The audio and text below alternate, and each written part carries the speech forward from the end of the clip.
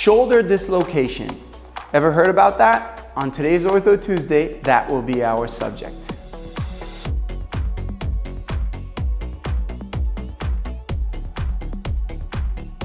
So today I'd like to bring to you all a case that I recently took care of at the emergency care. This patient came in with a very uncomfortable feeling of his shoulder. He actually said, "My shoulder is out of place." And that's how most patients will present at the emergency care. In this picture, you can clearly see that there's something wrong going on. Below his acromion, there's a depression, and after that, there's a bump. So the humerus head is actually out of place.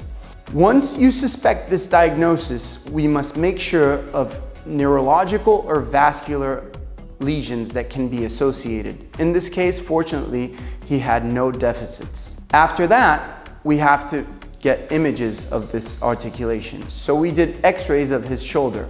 Very important to say, we did a front view and a side view. In this case, besides establishing that the shoulder is out of place, we must recognize in what direction. This was an antero-inferior dislocation, which is the most common by far and accounts to approximately 95% of the cases. So in antero-inferior shoulder dislocations, the maneuver I most like to use to put back into place this articulation is the Cocker maneuver. During the Cocker maneuver, as you can see in the video, we abduct the arm, do an external rotation, and then we do an adduction followed by internal rotation. It is a smooth maneuver that can be performed by one doctor, and I like to do this one because it seems to be more comfortable for patients. You can also use other maneuvers such as traction, counter traction, as shown in this video. The traction, counter traction maneuver can be used for almost all types of dislocations in our body.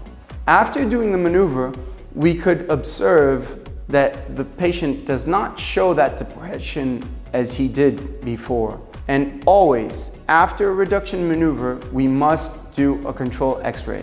So here in the control x-ray, now we can see that the humeral head lays over the glenoid once again. This is the front view. On the side view, we see that the humeral head is centered over the scapula, and on the axillary view, which is a view from above, we also can confirm that.